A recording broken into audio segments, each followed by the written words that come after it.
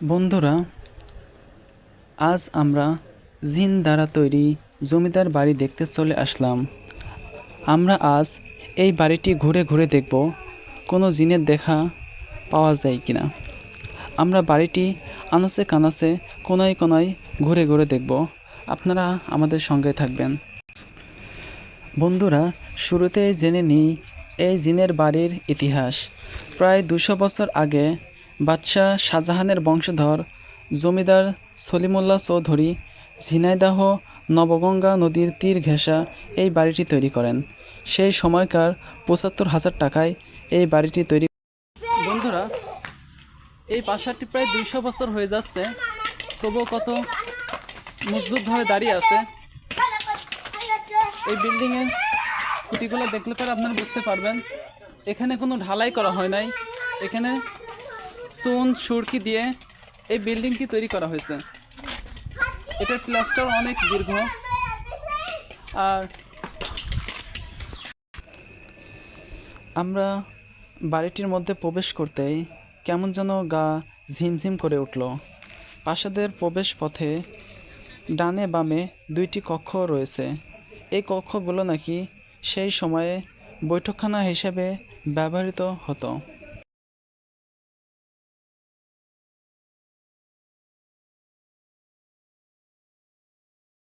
সামনে যে বিল্ডিংটা দেখতে পাচ্ছেন, যদিও এর উপরকার যে ছাদটা এখন আর নাই, এখানেই সেই সময় গোসল করা হতো। গোসল খানার জন্য তৈরি করা হয়েছিল।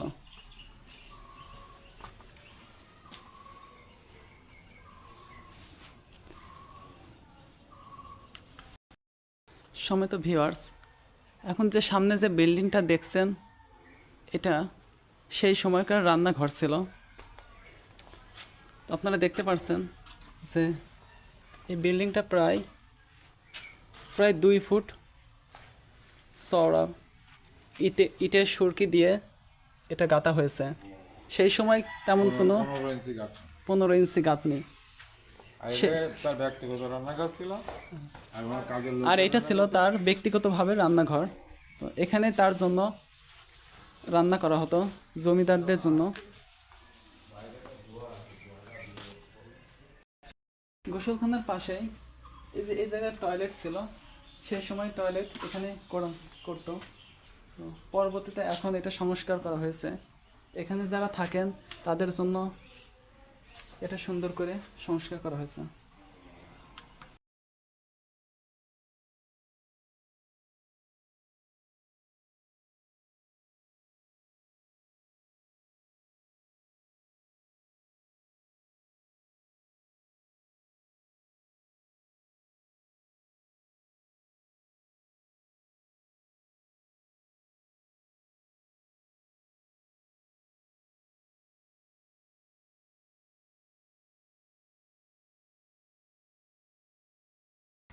এই বাড়িটা নির্মাণ করেছে সেলিম চৌধুরী, সম্রাট শাহজাহানের বংশের। উনি ছিল আউলিয়া। ওনার ব্যবসা ছিল চিটাংতে মাল কিনে কলকাতা বেচা, কলকাতা থেকে মাল কিনে চিটাং বেচা। এই বাণিজ্যিক ব্যবসা ছিল, সওদাগরি ব্যবসা কয়। আর ওনার প্রথম স্ত্রীর সন্তান ছিল, কোরআনের লাইনের আর উস্তাদ ছিল। আর ওনার অনুগত একটা জেন ছিল। এই মতো অবস্থায় উনি হঠাৎ করে বাড়ি থেকে চিন্তা করে আমি একটু ভ্রমণে যাব। তো এই নদীপথে, নবগঙ্গা নদীপথে ভ্রমণে এসে এই কিছুদিন আগে ডানের দিক ওখানে একটা ঘোষপাড়া আছে। তা ঘোষপাড়া সোজাসুজি যেই গিয়েছে, তখন ঘোষের একটা মেয়ে নদীতে গোসল করতে আসছে। আর উনি তখন যাচ্ছে, তখন ঘোষের মেয়ের চেহারা দেখে মুগ্ধ হয়ে, আর পাওপন্ত ছিল তার চুল, মুগ্ধ হয়ে ঘোষের প্রস্তাব দিয়ে মুসলমান বানিয়ে বিয়ে করে। ওই ঘোষের মেয়ের নাম ছিল মুরারিবালা। আর মুরারিবালা থেকে এই গ্রামের নাম হয়েছে মুরারিদহ। হ্যাঁ, উনার নামে নামকরণ ছিল। বিয়ে করে যখন বাড়ি উঠতে যায়, তখন ওনার বাপ বাড়ি উঠতে দেয় না, ওনাকে বাড়ি থেকে বিতাড়িত করে দেয়। তখন কোরআনের লাইনে উস্তাদের কয় যে আমার বাপ তো বাড়ি থেকে বিতাড়িত করে দিল, আমি এখন কি করতে পারি? যা বললো যে সমস্যা নেই, তুমি নদীপথে চলে যাও, যেখানে যাই দেখবা ব্যাঙে সাপ ধরে কাছে, সেখানে বাড়ি করো। এই নদীপথে আস্তে আস্তে এই জায়গায় এসে দেখে যে ব্যাঙে সাপ ধরে খাচ্ছে। যেখানে সাপে ব্যাঙ ধরে, কিন্তু ব্যাঙে সাপ ধরে খাবে। তারপরে এখানে উনি নৌকা ঠেকাইয়ে লোকজনের সব নামাইয়ে সুন্দর একটা পরিবেশ করে তাবু খাটিয়ে সুন্দর একটা পরিবেশ করে বউ রেখে কাজে ছিলে কাজের মেয়েদের রেখে নলডাঙ্গা জমিদার রেখা যায় কয় যে আমি একটা বাড়ি করবো, তো আমার জমি দিতে হবে। তখন ওনার পরিচয় শোনার পরে সম্রাট শাহজাহানের বংশের আচ্ছা। ওনার পরিচয় শোনার পরে কাজে ঠিক আছে তাহলে খাজনা দাও। তখন ওই পুরো গ্রামের খাজনা দিয়ে দেয়। এই পুরো অঞ্চলের যে গ্রামটা হ্যাঁ, এই গ্রামের খাজনা দিয়ে দেয়। দিলে ওনার বিভিন্ন নামে নামকরণ হয়। মুরারি দহ, মুরারি বালা থেকে মুরারি দহ। তারপরে কলকাতায় যায় রাজচন্দ্র রাজমিস্ত্রি নিয়ে 3টে জোগাইলে নিয়ে আসে। আর ওনার অনুগত জেন ছিল এই 5জন মিলে 7 বছর বাইন্দে বিল্ডিং তৈরি করে বসবাস করতে করতে উনি মুরব্বী হয়ে মারা যায়। কিছুদিন পরে ওনার বিবি মারা যায়।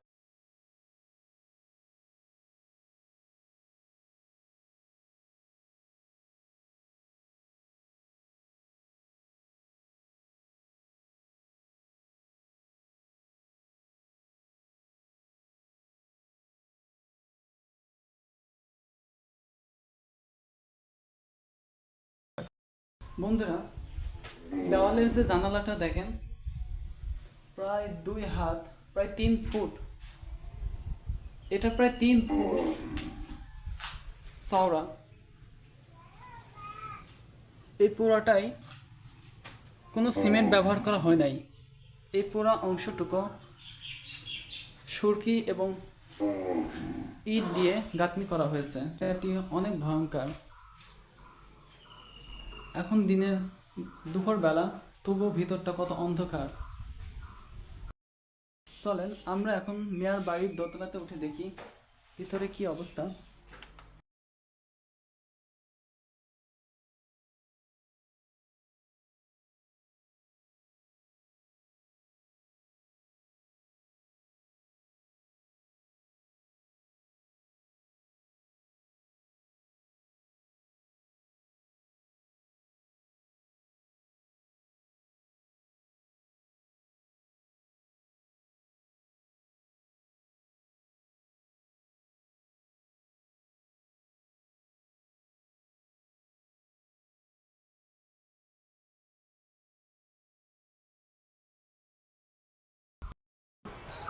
বন্ধুরা, আমরা এখন মিয়ার দালানের দোতলাতে অবস্থান করছি। তো এখান থেকে আপনারা দেখতে পাচ্ছেন কত সুন্দর বিল্ডিংটি দেখা যাচ্ছে।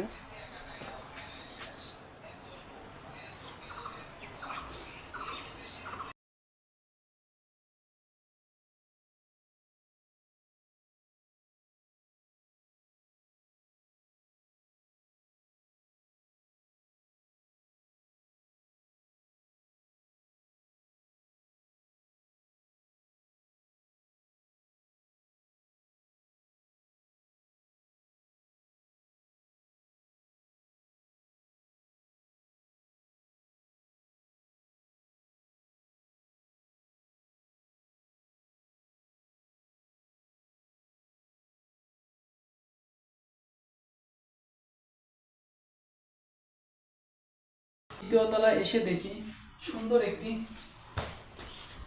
ছোট্ট একটি কক্ষ। তো দেখে মনে হলো এটাই সেই নামাজের ঘর, যে এক ধ্যানে নামাজ আদায় করার জন্য ছোট এই রুমটি ব্যবহার করত।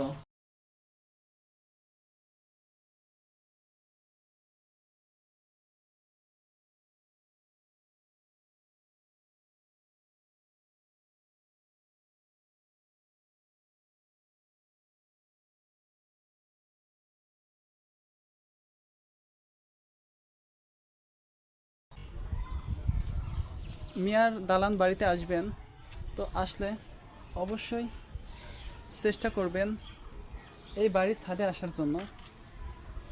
তো ছাদ থেকে দেখলে বাড়িটা আরও সৌন্দর্য দেখায়।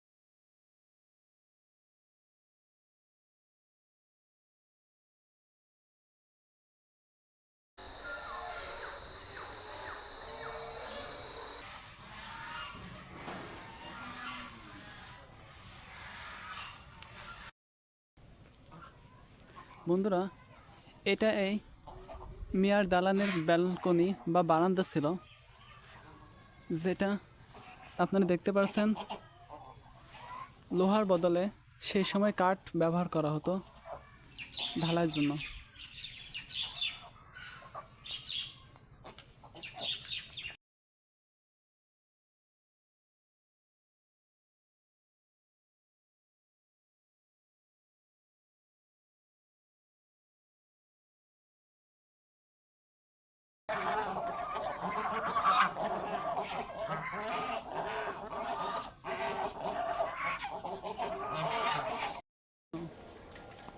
বন্ধুরা, ঝিনাইদহ